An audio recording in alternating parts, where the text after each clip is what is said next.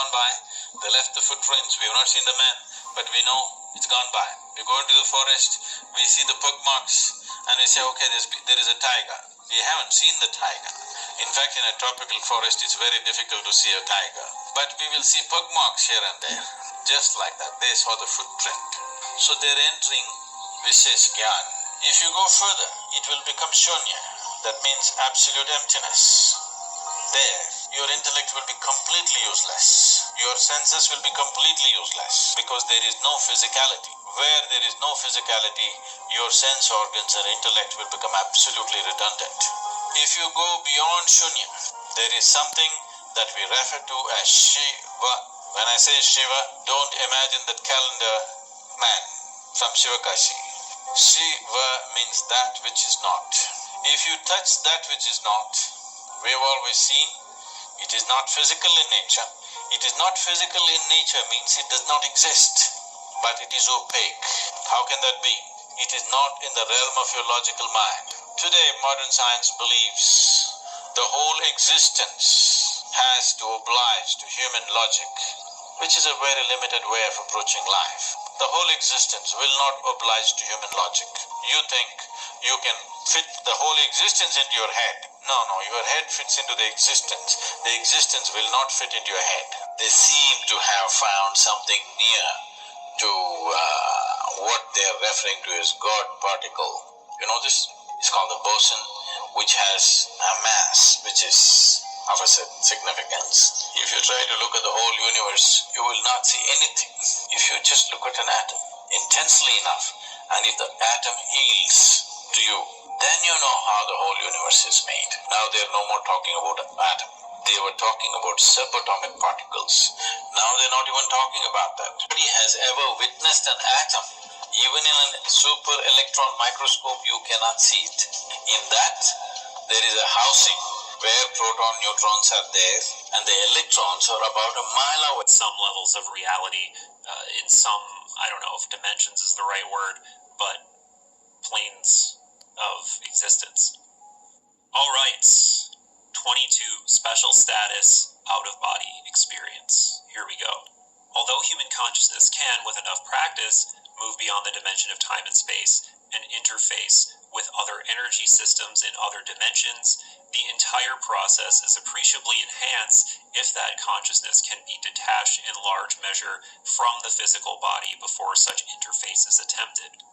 Once an individual becomes proficient in the technique of out-of-body movement and then reaches the point where he is able to break out of the time-space while out of his body, he gains the advantage of, quote, clicking out part of his enhanced consciousness while starting from a base located much closer to the dimensions with which he wishes to communicate.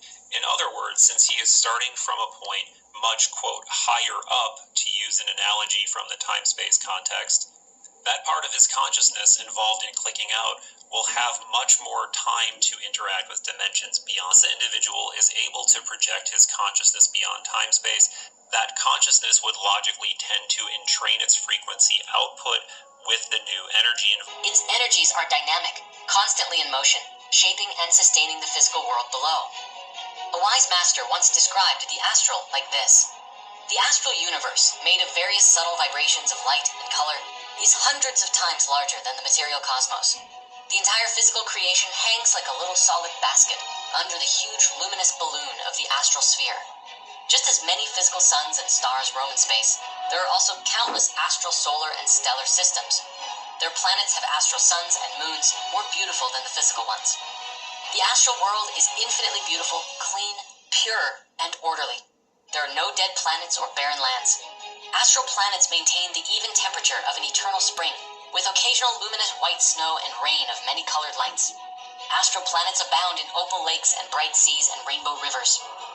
The heaven or hell, and that those with dense and evil karma would, upon death, return to the lower parts of the astral, the hell, and the rest of us would enjoy for a time the higher, more heavenly astral reality that we earned by participating well in life. Now moving down from there, of course, we have the material plane, which is the gross manifestation of these higher realms.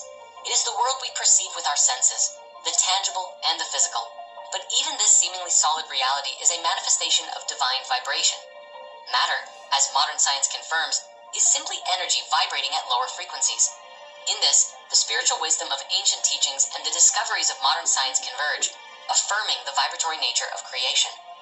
The process of incarnation is that the soul, an individualization of light from the Supreme Spirit, which is the Christ consciousness, is continuously wrapped in the three vibratory bodies, the causal first, then the astral, and then the physical, in successive stages.